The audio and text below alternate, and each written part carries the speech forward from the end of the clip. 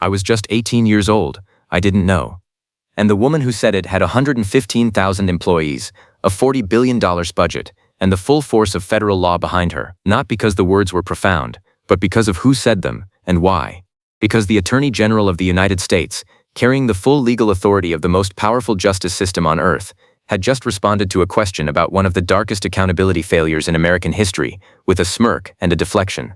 And in that single moment, Pam Bondi revealed something no document, no subpoena, no leaked file ever could. She revealed that this question frightened her. This is the hearing that Washington did not want you to watch carefully. This is the exchange they hoped would get buried under procedural noise and partisan theater. Because what Congressman Chip Roy did in that room, methodically, surgically, without raising his voice, was more devastating than any viral clip, any leaked memo, any dramatic confrontation you have seen in a congressional hearing in years. He didn't come to perform.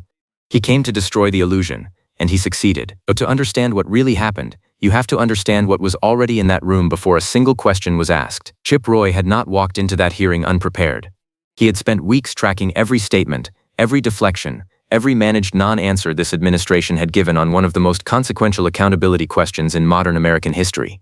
He had watched Bondi move through prior appearances with practiced ease, confident, composed, always just one sentence away from saying something meaningful, without ever actually saying it. He had seen the pattern, and he had decided. Today, the pattern ends. The hearing opened on familiar ground: immigration enforcement numbers, voter ID legislation, court backlogs exploding under the previous administration. Bondi moved through those topics smoothly. She confirmed statistics, corrected the record where she could, offered appropriate assurances. Her posture was relaxed, her tone was even. For the first hour, she looked like a woman who had absolutely nothing to fear. Roy let her breathe. He let the room settle. He let her believe this would be another manageable afternoon. Then he shifted. He began with the timeline, clean, precise, engineer-like. Epstein charged in 2019 under the first Trump administration. Maxwell convicted in 2021. 4 years of near-complete silence from the administration that followed.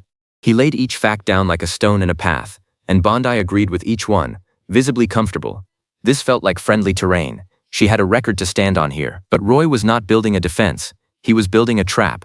Then came the first real blow, the question about the exposed victim names. Because in the weeks before this hearing, credible reports had emerged that during the mass release of millions of pages of files, certain protected individuals, people who had cooperated with federal investigators under promises of confidentiality, people whose identities were supposed to remain shielded by law and by basic human decency, had their names made public, carelessly, without adequate review. Roy looked directly at Bondi and asked why. Her response came fast, too fast.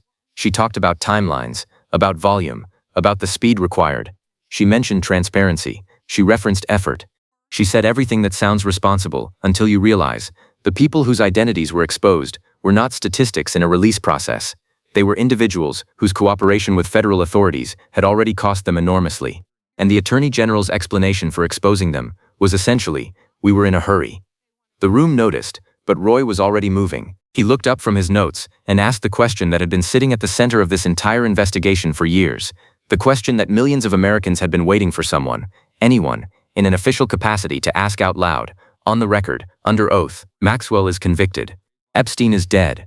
But the network that made what they did possible, the individuals documented in those files, the names that appear in sworn witness accounts, the figures whose connections to this operation have been described in direct testimony by people with first-hand knowledge, will any of them be held accountable? Will anyone else be indicted and prosecuted? The room went completely still. Cameras locked. Staff stopped typing. And Bondi chose to run the clock. She began speaking quickly. She referenced the tight 30-day window that became 60 days. She mentioned the 3 million pages. She circled back to transparency. She used the language of effort and process and coordination. And then, buried inside all of it, delivered almost casually, like an administrative footnote, she said the words that told everyone in that room exactly what they needed to know. We have pending investigations in our office. Pending investigations. Not names, not charges, not timelines, not targets, not a single concrete commitment that would allow a single victim, a single survivor, a single family member to point to that moment and say, finally, someone is coming for the people who did this to us. Just pending investigations. The most elegantly constructed non-answer in the history of congressional testimony. Roy recognized it instantly, and this is where the hearing became something different entirely, because Roy had been laying a broader argument, not just about recent events, but about scope, about history, About the fact that what this case represented was not a story of the last 5 or 10 years. It went deeper. The roots ran further. The connections stretched across decades and across power structures that most people in official Washington still refuse to name directly. And right in the middle of that argument, right as Roy was building toward the most pointed version of the question, Bondi interrupted him, not with a legal point, not with a procedural objection, with sarcasm. Her voice sharpened, her composure cracked, visibly, unmistakably, on camera. And she said it out loud, in front of every journalist, every staffer, every camera in that room. I mean, I was just 18 years old. I didn't know Epstein. I wasn't even a lawyer yet. The silence that followed lasted long enough to be historic. Because that sentence, that single reflexive, defensive, almost contemptuous sentence, told the room something no document had. It told them that this line of questioning had gotten under her skin in a way that nothing else had that day. The careful, controlled, professionally polished Pam Bondi had just been replaced by a woman reacting instead of governing, and everyone saw it. Chip Roy let the silence sit. And then he spoke, quietly, deliberately, without mercy. "Attorney General," he said, his voice carrying the particular steadiness of a man who is prepared for exactly this moment. "You are not in a position to be dismissive here. Not about this case, not in front of this committee." He paused, let her feel the weight of what was coming. "I want to be precise about something. I am not standing here to convict anyone without evidence. That is not how I operate. But I will tell you what I know. I have seen materials that raise serious questions about individuals who have never faced a single legal consequence for what the documentation suggests they were involved in. And when you respond to questions about that accountability with irony, you do not protect yourself. You confirm every suspicion held by every American who has been watching this process for years and wondering why the outcomes never seem to match the evidence." The room was stone still. There are thousands of young women whose lives were permanently altered by what this network enabled. Young women who trusted institutions to protect them and were failed. Young women whose names we still do not fully know, whose stories have still not been fully heard. And I am absolutely certain, that even if you will not say it in this room today, even you, Attorney General, when this subject comes up, feel something on behalf of those women. You have to. Any person of conscience does. He leaned forward slightly. But feeling is not enough. Feeling is not accountability. And what this moment required, what your position demanded, was not feeling, it was action. Structural, documented, prosecutorial action. And what we got instead was pending investigations. Bondi's jaw was set hard. She did not respond. "Let me address something directly," Roy continued. "Your FBI director," and I choose that phrase with intention, because the question of who he genuinely reports to and what directives actually govern his decisions remains, for me and for many of my colleagues, an open and deeply troubling question. Your FBI director has been present throughout this transparency period. The American people do not know what this director does, who he truly answers to, or why he holds that position at all. And that is not a small question. That is a constitutional one. And the combination of his position and yours, during what was supposed to be the moment of maximum accountability, has produced results that I believe the historical record will judge very harshly." He did not blink. "I want to say this plainly, Attorney General, because I think it needs to be said on this record. I believe the consequences for how this accountability window was handled will arrive. I do not know when. I do not know in what form. But a president who has never hesitated to discard the people around him the moment they stop being useful, and I think you already know which category you are moving toward." The gavel was about to fall. Roy did not slow down. "You had everything you needed, the authority, the resources, the mandate from the American people who elected this administration specifically because they believed, for the first time in a very long time, that someone was finally going to follow this all the way to the end.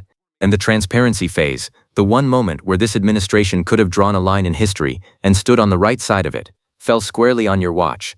I do not believe you rose to meet it. And I think that failure will define this period in ways that no press statement will be able to walk back." He set down his notes. "You chose a side in this, Attorney General. Maybe not unconsciously, maybe not in one single moment, but the choices made during this transparency window, what was pursued, what was protected, what was exposed, those choices define a record, and that record will follow you. The cost of being on the wrong side of this history has not arrived yet, but it will. I'll ask you one final time. Not for the committee, for the record. For every person watching who has spent years waiting for an answer that never comes, will the individuals documented in those files, the names that federal investigators have known about for years across multiple administrations, be pursued? Or will this end exactly the way every prior accountability effort has ended, with 2 names, a closed case, and everyone else walking free?" Bondi stared at the surface of the table in front of her. The gavel came down.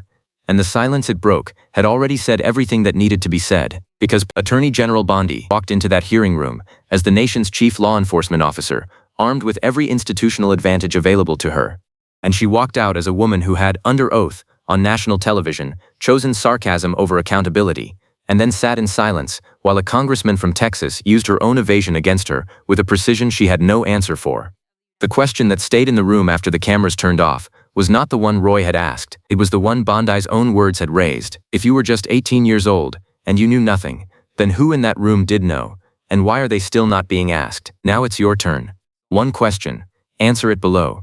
Do you believe pending investigations will lead to real accountability, or is this the most expensive way Washington has ever found to say absolutely nothing? The comments section is the only place where the clock doesn't run out. Tell us what you think.